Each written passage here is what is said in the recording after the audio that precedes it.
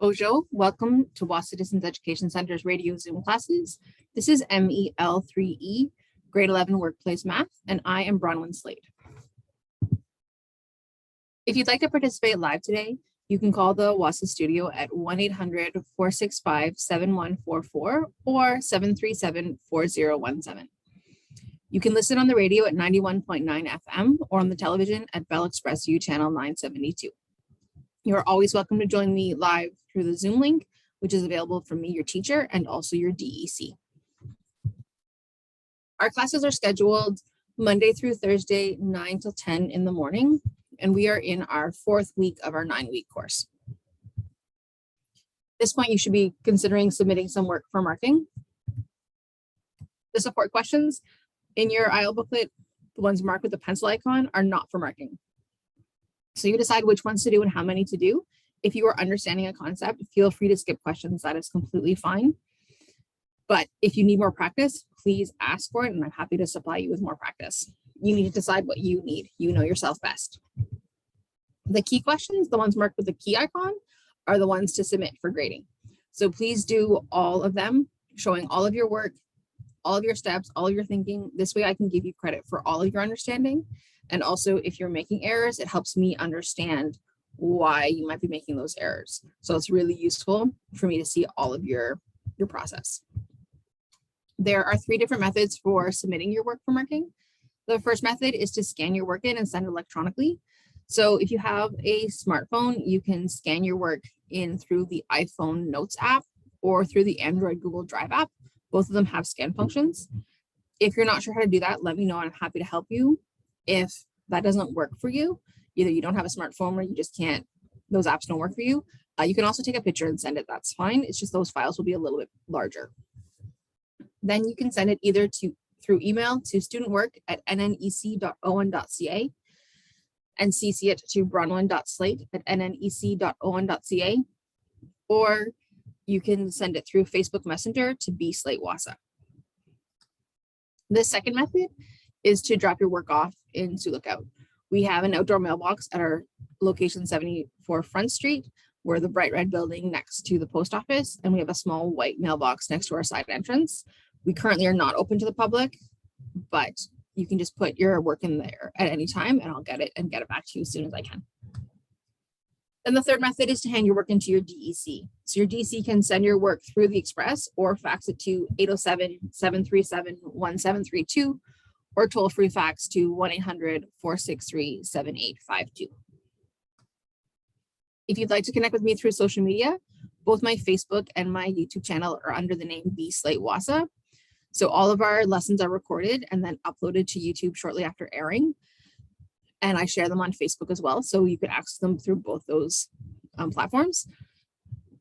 Also, I've made short videos that explain common errors or confusing concepts that are both applicable to this course and other courses. So some of it might not be useful, but some of it might be helpful just if you're struggling with some concepts. So that can be a good place to go and check out if you need a little extra help and it's after hours and you can't get a hold of me. Otherwise, just feel free to ask. Math is a really visual subject, so I strongly encourage you to connect with the visual recordings. If you can't join live through Zoom, that's completely understandable. Everyone has full lives, but then I would really encourage you to access the YouTube replays so that you can pause things, see what's going on, and go back if you need to. If you don't have reliable internet and you can't get the YouTube videos, let me know and I'm happy to send you a USB key or something that has access to the videos so that you can still see them without having to use a computer with internet. If you have any questions or concerns, please reach out to me. My email address is bronwyn.slate@nnec.on.ca. My Facebook is bslateWahsa. You can call me at the office at 807-737-1488, extension 2209, or toll free 1-800-667-3703. My office hours are Monday through Friday, 9 a.m. to 4 p.m. And I'll get back to you as soon as I can. All right, today's lesson is actually a bonus lesson. So it's not in your IL book.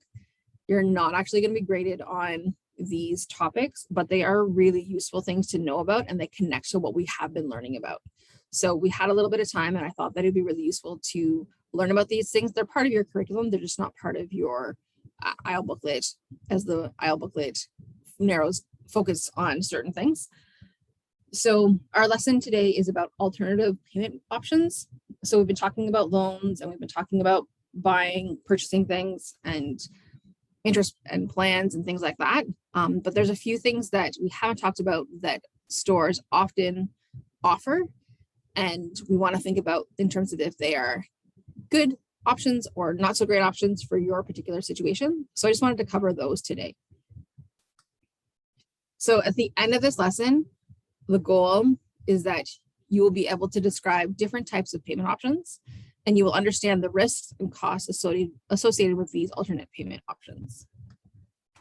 So you know that you've met your learning goals because you can calculate total costs of payment options with or without interest, and you can explain the costs of installment plans and late penalties. But first, as always, let's activate our brain with some mental math. So I'm not a believer in mad minutes where we scramble through a minute and doing as many math facts as we can. They don't actually teach us anything if you either know the facts or you don't know the facts, and memorization doesn't actually necessarily help you understand or help it make more sense. So instead of doing that, we focus on developing skills that we can use in various situations that we can decide what our own friendly numbers are and what are comfortable for us in order to use them in lots of different situations. So our question today is 64 divided by 8, and we're going to use the strategy of proportional reasoning. So proportional reasoning means that we are going to change our relationship. So our 64 divided by 8 is a relationship, and we're going to change that in the same proportion, in the same ratio, in order to figure out what 64 divided by 8 is. So the easiest thing to do with proportional reasoning is to think about if you can cut both of these things in half. So can we cut 64 in half and 8 in half and start working with less things to organize? So yes, I can cut 8 in half.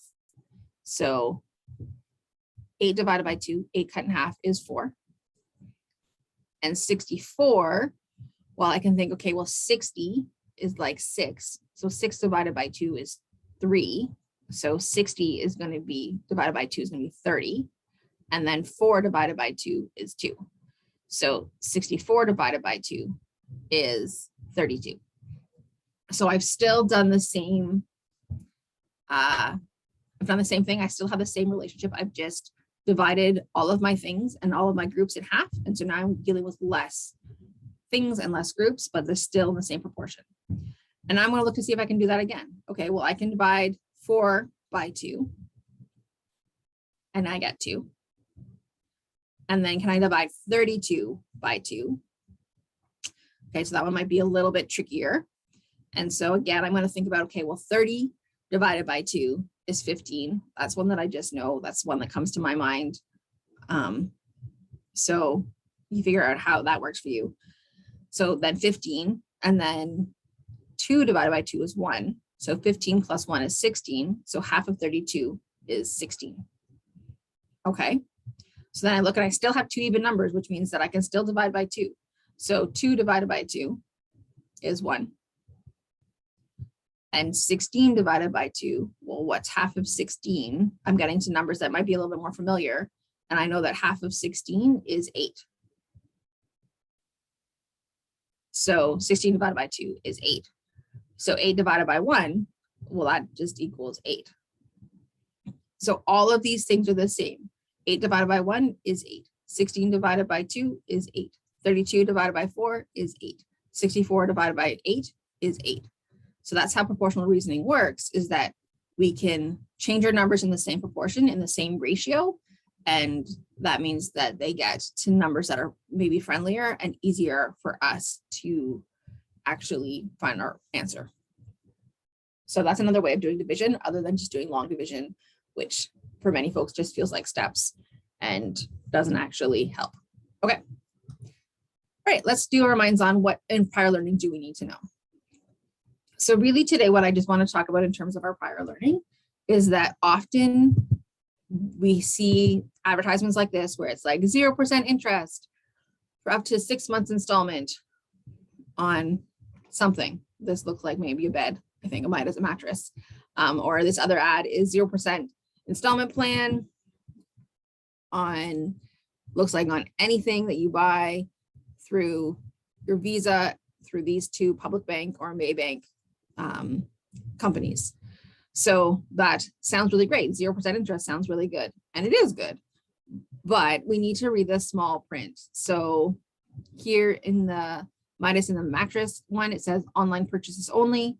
So this only applies for online purchases and it's only up to 6 month installments. So if you need it to be for longer than 6 months, then you're probably going to have a large interest rate after that.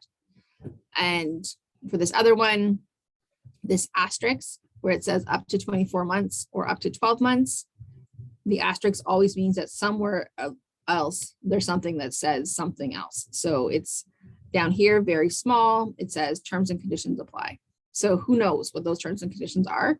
You can look into that, but we just don't know what that actually means. It's not going to apply to everything for everybody. And so often when we see these alternative payment options, they seem too good to be true. And if you're not paying attention, if you're not looking at the details, if you don't understand the details, because many people don't have that financial literacy, then you're probably going to end up paying more money than you expected to. So it's just really important. These plans can be totally useful. I've definitely used these sorts of things. And if you do it as a conscious, active consumer and you making those choices, that is it's totally fine to use these sorts of plans, but you just want to make sure that you are doing what makes sense for you and that you have all the information so that it's not, you're not just basing the assumption that you have all the information off the top with just the general advertisements. The companies often want to trick you a little bit in order to make more money. That's how they make their money. So just something to really be conscious of. All right, so what are our new concepts that we're going to be learning today? First, when will you use this in real life? Well, we're learning to think critically. So many of us, we all are going to be spending money. We live in a capitalist system. That's how we survive, is by spending money. And in order to get the most of our money, we work really hard. Our lives are challenging and getting money is not an easy thing to survive. And so we want to spend it in a way that's where we can think critically and get the most for our money and we don't get ripped off. So that's what we're working on in this course and in this lesson. All right, so the first type of payment plan, or sorry, alternative payment option that we're going to talk about is layaway. And layaway is when the buyer puts down a deposit, often a certain percentage of the price, including the taxes, when you decide you want to buy whatever the item is. Then you pay the remaining amount when the item is picked up. So you don't get to walk away when you first put money down, you don't get to walk away with your purchase, but when you come back and you pick it up, then you pay the rest of it. So it gives you some time to gather your money. There are no fees applied using this method usually.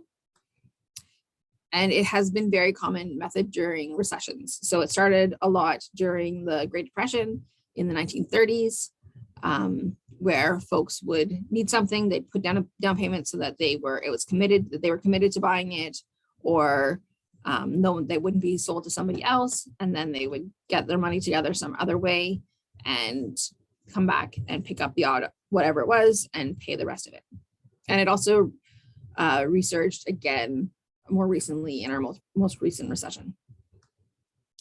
But it's not as common most of the time these days due to credit cards. Credit cards are seem to be similar in terms of you don't have to pay it all right now, but you get to take it away, whatever it is that you're buying when you use a credit card. So that is something that more people, it's a little bit more convenient than putting down a deposit, going away, getting all of your money and coming back. So let's see how it works. So Roxanne bought a signed Collector's Extreme Edition of Dirty Jobs for $155.80. She's required to put down a deposit of 20% of the price, including tax. So calculate the deposit amount. So this is often, if you think about, like, many people buy things like on Facebook Marketplace or on Storage Wars or things like that, where you might need to put down a deposit first, a certain amount, and then come back when you pick up and pay the rest of it. Is something that's a little bit more common these days because those are private sales. You don't have to do tax on those things, but this is if you're doing it through a store where you need to pay tax, this is how you would calculate it. So first with this, because you're putting deposit down of the price including tax, we need to calculate the tax first. So moving forward, we're going to assume if we talk about tax, that we're talking about HST in Ontario, which is 13%. So whenever we talk about tax, that is what the tax is in Ontario. That is where we are located. So that is the tax that we're going to be using. Even though we know that it is different in different provinces and territories, that's what we're going to be using when we talk about tax. So to find the tax of this collector's edition of Dirty Jobs, so $155.20 times 0.13 is equal to your tax. So using our Desmos calculator, we're going to calculate that. So that's $20.18. So we need to add that to our price. So that's going to be $175.38. So that's what the total price is, including the tax, if you pay it all upfront.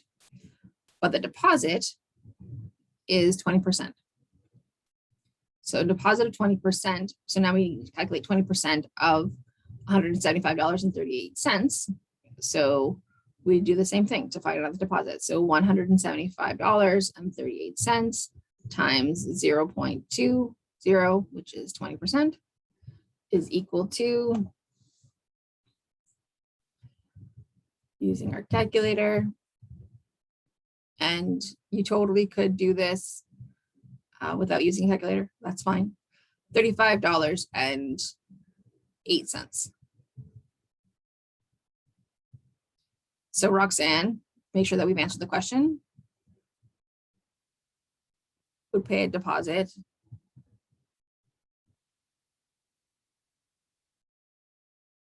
of $35.08. And there we go. That's what the question was asked.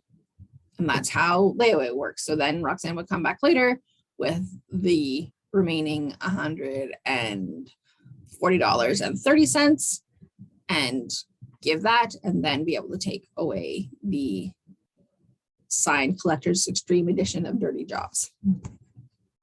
Okay, so the next type of alternative payment method that we're going to talk about is installment plans when there's no interest.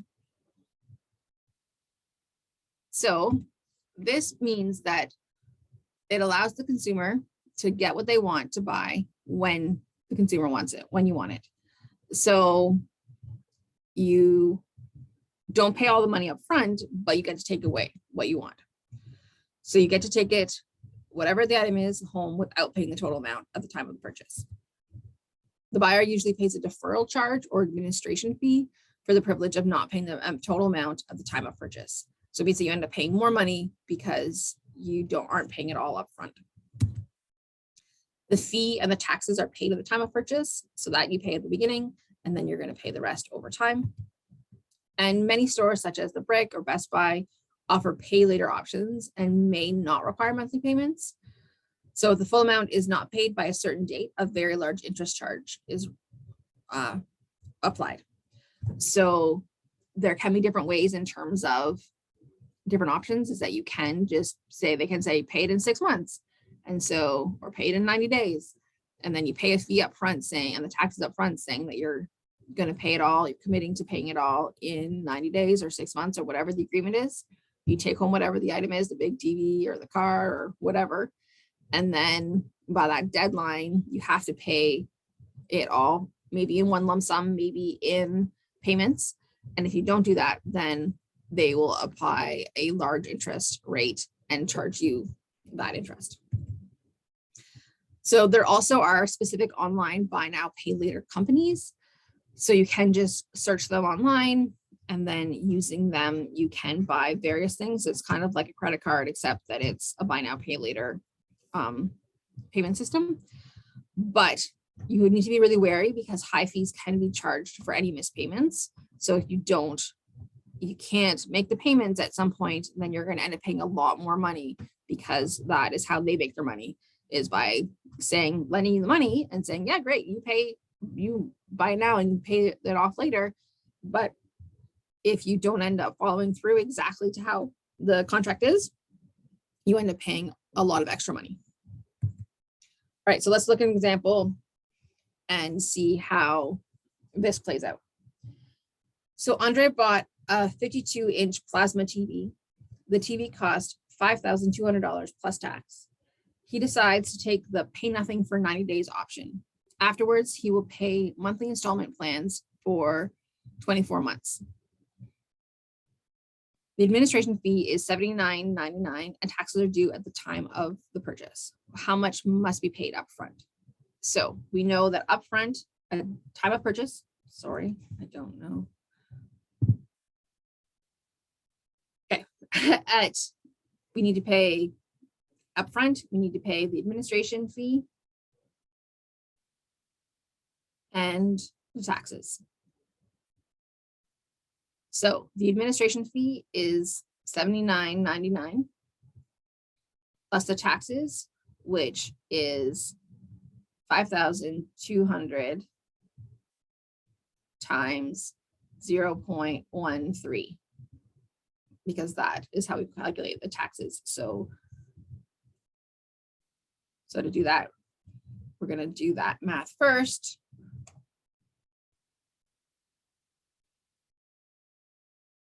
So 5,200 times 0.13 is equal to $676.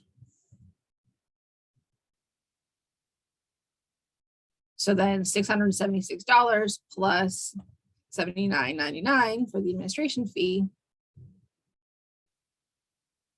is how much we need to pay up front.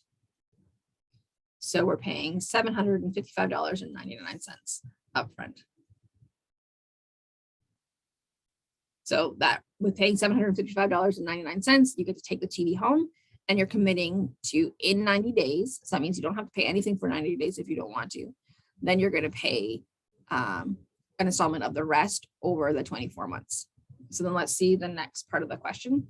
So the next part is asking, what is our monthly payments? So we haven't paid anything, even though we paid over $700, we haven't paid anything on the $5,200 price, because we only paid the tax and the administration fees. That didn't take anything off of our original price. So that much is we're going to divide over all of our payment options. So our full price is $5,200, and we're going to divide that by 24 because we have 24 months on our payment. So for 24 months, we're paying a monthly payment. So to calculate that, we do 5,200 divided by 24 is equal to $216.67. So the monthly payments for 24 months, which is 2 years, are every month Andre's going to be paying $216.67 for this TV, on top of the $755.99 that they already paid at the beginning. And that's how you can do so. If you have no interest, you just divide your price and you pay it over a period of time. But you've already paid that extra fee, that $79.99 extra fee that you wouldn't have had to pay if you just paid it all up front. So it can be a good option if you were to just be like, I'll just put it on a credit card and then pay it off over time. The credit card is going to charge you interest, whereas this plan, straight through whatever the store is not going to be charging you interest according to the plan that they're talking about right now. So that can be a good option because it just gives you more time to pay it off in smaller chunks, which can be totally great as long as you're able to pay it every month for those 24 months. So then we also have installment plans with interest. So the companies, the banks, they want to make money off you, and how they make money off of you is by charging you interest. So they can loan you the money. They can say, yeah, sure, you can, you don't have to pay it all up front, but it means that they're going to charge you interest, most likely, which is how they make their money. So installment plans still allow the consumer to get what they want when they buy it. And it means that they get to take the item home without paying the total amount at the time of purchase. Still with an installment plan with interest, you still pay a deferral charge or administration fee. That is still the same. And the fee and the taxes are paid at the time of purchase still, even if you're having an interest or not interest, that is all the same. Then once all the payments have been made, you end up, the total amount that you paid is more than the original price because you paid interest as well. So let's look at an example, another example here to see how that works. So used car is selling for a cash price of $3,999 plus HST. The dealership offers an installment plan. They require a down payment or large first payment of $1,000 plus monthly installments for $199 for 2 years.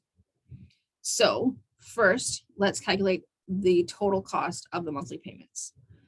So what that means is, because we know that we're paying, we know the payment. So we're going to do the payment times the time to figure out how much the total is.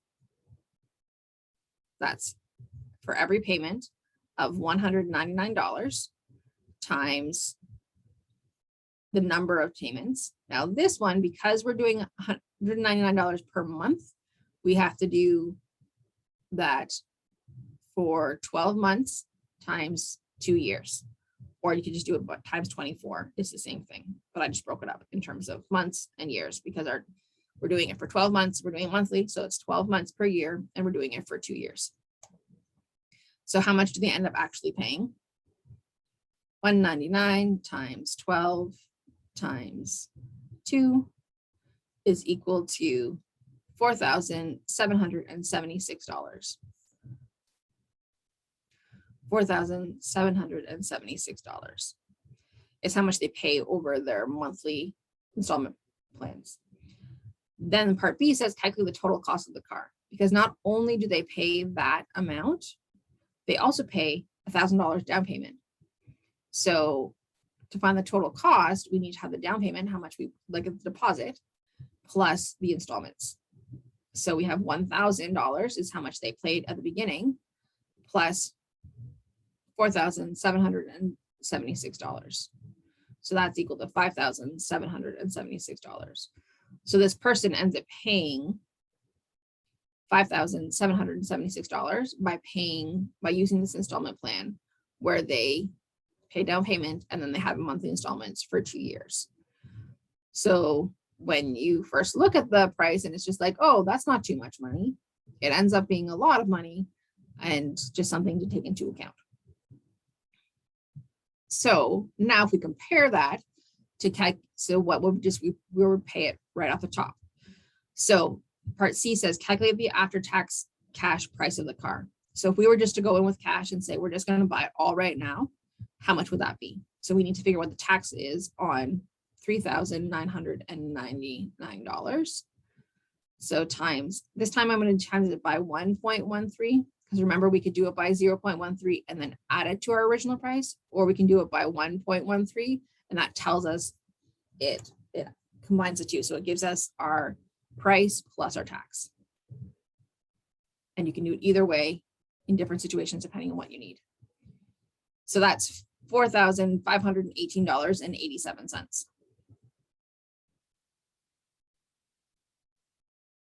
So if I were to say, I want to buy this car right now, all cash, no deal, no payment plan, then you'd have to pay $4,518.87.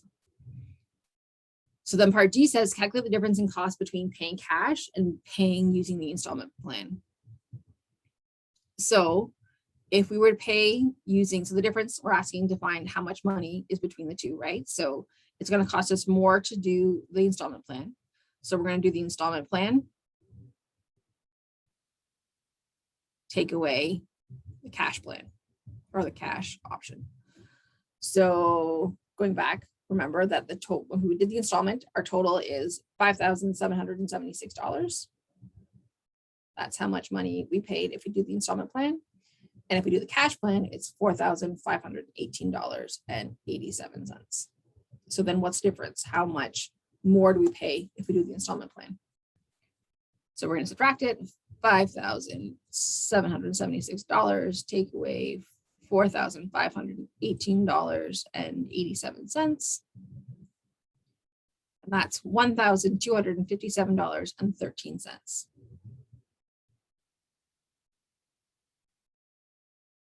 So just by using the installment plan, we ended up paying $1,257.13 more than if you paid it up front with cash. Now, the reality is that most of us probably don't have almost $4,518.87 to just spend on a car. So we have to do it in chunks so that we can pay, that it's more realistic, that we can budget to pay $199 for over 2 years. That's more realistic. But that means that that's why we end up paying so much extra. And that's why dealerships and companies offer these options of installment plans, because it's affordable. It's something that we can actually manage, because we can't manage the full price. But it means that they end up making a lot of interest money, and that's how they make their money, as they make their profit on. So that's just something to be aware of.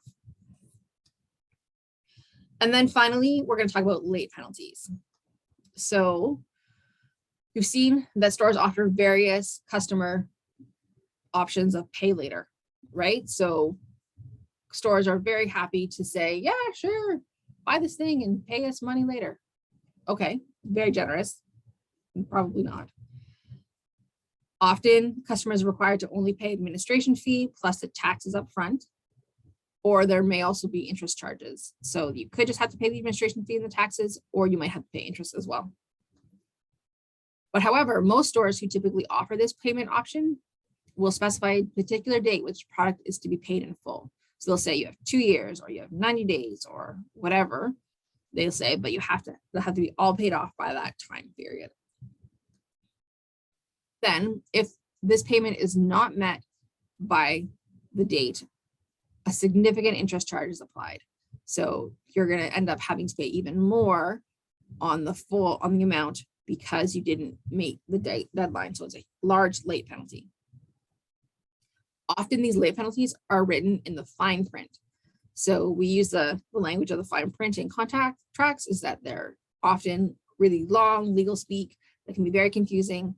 And many of us just glance over them and then sign them, agreeing to it, but don't necessarily know the details of it, because they're lots of paper, small text. It literally usually is small text, not tiny, tiny text, but a lot of words crammed onto a page. And that can be really daunting and overwhelming. And so we don't necessarily go through it and think about it as much as might be beneficial. And so then we end up maybe committing to paying a really large late fee if that's what ends up happening. So let's set an example to see how this situation might show up. So Quinn buys a dishwasher for $1,000 at Friends. She decides to use the pay later option. The store requires a full payment within 2 years and charges a penalty fee of 40%. So the administration fee is $69.99 and taxes are due up front. So how much is that going to be? So as always, taxes, we're going to calculate. So taxes on $1,000 is times 0.13.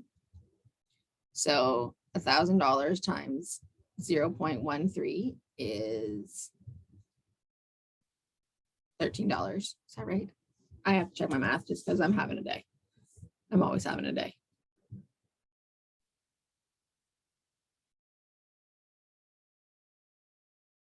No, $130. That didn't seem right. I thought I was place value off. Sorry, my bad. Okay, so the tax is $130. And then the admin fee is $69.99.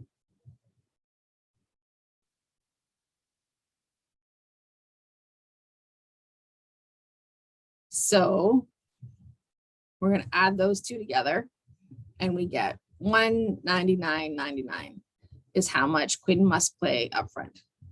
So Quinn owes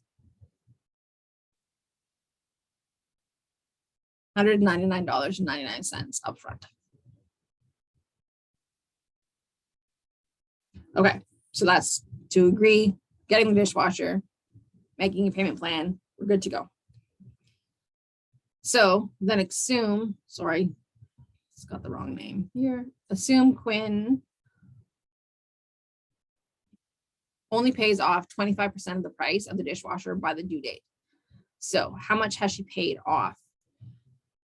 So remember, we haven't paid any of the $1,000 yet because we just paid the administration fee and the taxes. So 25% of $1,000 is 0.25 times 1,000, which is $250. So that's how much Quinn has paid in 2 years. Quinn pays $250 in 2 years. Okay. So then now what? So how much does Quinn owe on the dishwasher, including the late fees? So if Quinn has paid $250 already, that means she owes $750 of the price. So the price that she still owes, price owing, is $750. And she is charged a 40% penalty fee. So she's going to be charged a fee on the $750 because that is late. So you do 750 times 40%, which is 0.04.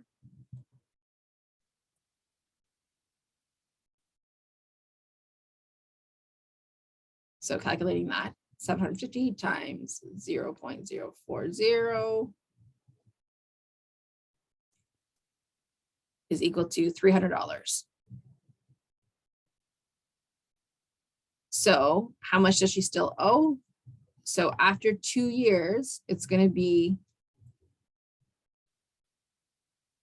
the total owing is $750 plus $300 is equal to $1,050.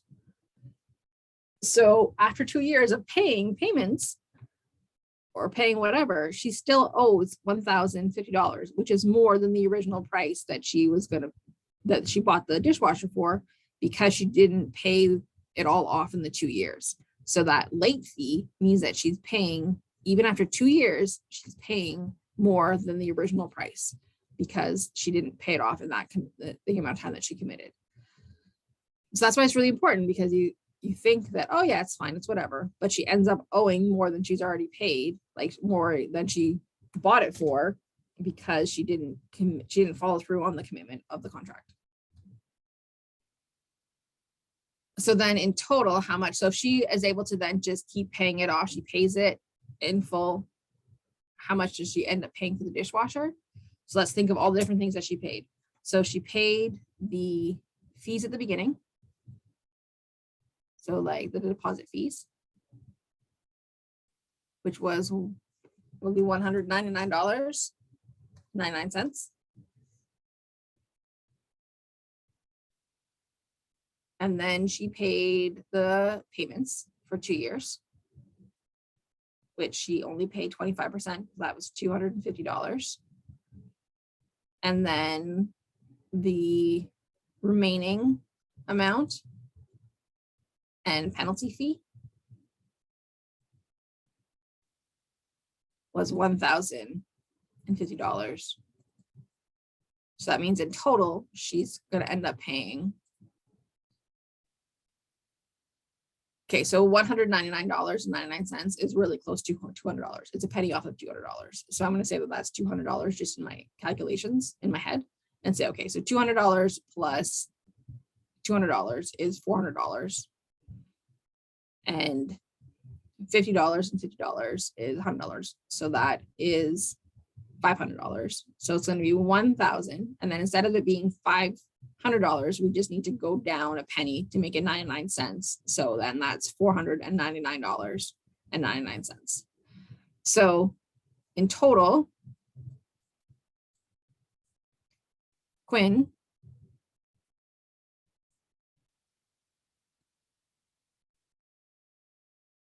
pays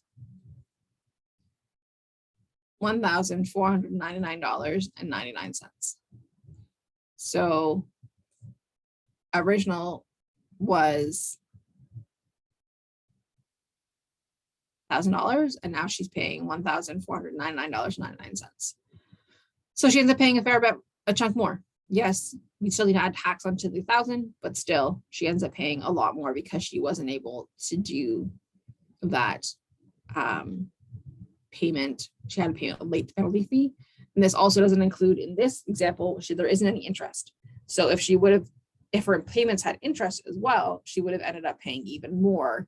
So just something to be really aware of in terms of these options can seem really great, but they might be too good to be true. And you really just need to decide what works for your household, so for your budget. Because it's totally fine to do it as long as it works for your budget. Okay, so let's consolidate what we've done. So again, remember, this is just a bonus lesson to develop financial literacy and make sure that people are spending their money wisely and are being informed. So you get to decide what makes the most sense for you, but you want to be an informed consumer so that you can decide what makes the most sense for you and you don't get ripped off. So we talked about layaway, which is when a deposit is made and the remaining amount is paid when the item is picked up. And this generally has no interest or fees.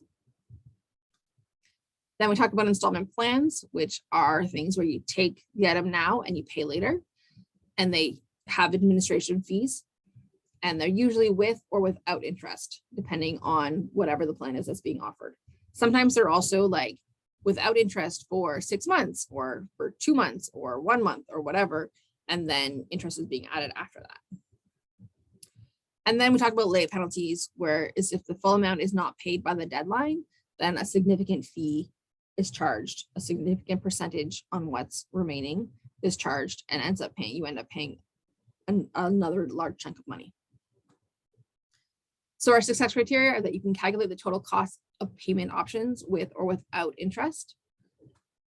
And you can explain the cost of installment plans and late penalties. So this is really important, is that if you can explain and understand it and make those choices, it's totally fine to use these things. That is no problem at all. But just that it's important to be making those conscious choices opposed to just doing it without intention and then ending up having to spend more money than you had hoped or planned. Okay, so let's do a few more practice questions just because these are a little bit different. It's important they can have a lot of information in them. So number one, a $999 computer system can be purchased in cash or by using the store's installment plan. Today, only the cost is 20% off the regular price for customers paying in cash. For customers using the installment plan, the down payment is 10% of the regular price plus 12 monthly payments of $79. Calculate both deals. So there's a lot going on in this question, and this is how it is in real life, is that you'll be in a situation where you're buying something, a salesperson is saying, oh, if you buy it today, you can get 20% off, or you can have an installment plan and you can pay it off for 12 months of payments of $79 and you only have to pay 10%, and then you get 10% off that. No, the down payment is 10%, right? So even just be trying to repeat it it's easy to get super confused. So we're going to calculate it to help us process. It's really always good whenever you're making big purchases to take a step back and think about it. So we're going to do two options. We've got our cash plan and our playing through our plan. So if it is cash, then it's 20% off. So remember, when we are calculating deals, we take the percent off before we put the tax on. So if we're doing $999 times 0.20 is our deal. So that means that we can take off. Like that doesn't look right. Yeah, you have to multiply. $199.80. So if we just pay it in cash, means that the price is going to be, so the sale price is $999, take away $199.80, which is equal to, well, $999 take away $199 is going to be $800. Take away 80 cents is going to be $799.20. So that is the sales price. So then if we calculate the total cost with the taxes, so we do $799.20 times, I'm going to times it by 1.13 to have the total price plus the tax. So $799.20 times 1.13 gives us $903.10. So if you pay it in cash or you pay it up front, debit, probably doesn't have to be actually cash, but then you're paying $903.10 today. You're good to go. If you're going to do the plan, so that means that we need a down payment of 10%, and then 12 payments of $79. So first, let's figure out what our down payment is. So down payment is $999 times 10%, so 0.10, which is going to be $99.90. So that's how much you pay to start with. And then your 12 payments, your payment plan over a year is going to be $79 times 12. So $79 times 12 is equal to $948. So then our total cost, or the total paid, is your down payment, $990 plus $948, which is equal to 148 plus 99.90, which is equal to $1,047.90. So with the payment plan, you end up paying more, $1,047.90, than if you just pay it up front for $903.10. But it's $145-ish. That's the difference. So you decide if you can't afford the $900 up front, but you can afford the monthly payments of $79 over time and the $100 up front, then maybe it's worthwhile to pay that extra $150 in order to get your computer so that you can, who knows, do school, do work, whatever. That might make sense for you. So that's why it's really important. Is not necessarily, sometimes you end up paying more money, but that doesn't necessarily mean that is the bad option. If that's what makes sense, if you don't have $1,000 to buy a computer up front, but you need a computer in order to upgrade your education and then be able to get a better job, then great. Then use a payment plan. That investment of that extra investment of $150 means that you can do what you want to do in your life so that then you're better off or you're happier or whatever. So saving money isn't the best thing all of the time. You need to decide what makes the most sense for your family and for your household. And it isn't always saving. It isn't always paying the less. But you want to be able to make that decision consciously, because if you have the $903.10 up front, and you're just like, well, do I just want to play the payment plan because then I can pay it over time and I don't have to pay smaller payments? But if it really doesn't matter to you, then you want to be able to make that informed decision so that you can do what's best for you. That's what the point of this whole lesson is, that being able to be informed so you can decide what is best for you and your household, your family, the people in your life. All right, so we're not going to go through any more of these other options or the other questions. They're the same idea, just different examples depending on how much extra time we had. As always, if you have any questions, if you want to talk about these sorts of payment plans and understanding them in further detail, feel free to ask. Even though they're not in your IEL book, you don't need to do them for an assignment. It's totally fine to ask questions about them and talk about it. This is why I'm here, to educate and to support people. So it's not about just doing the questions and getting the grades. It's about actually teaching and understanding to set you up for success in your life. So feel free to reach out to me. My number at the office is 807-737-1488, extension 2209, or 1-800-667-3703. You can email me at bronwyn.slate, which is spelled BRONWYN.SLATE@nnec.on.ca. You can connect with me through Facebook at bslate Wahsa and watch the replay of this lesson on YouTube at bslate Wahsa, as well as all of our other lessons. My hours are Monday through Friday, 9 a.m. to 4 p.m. And I hope that this was a useful lesson, even though it didn't directly relate to your course assignments to get your credit, but hopefully this was useful in terms of life building skills and actual information that you're going to use in your own life. Hope you have a lovely day, and which.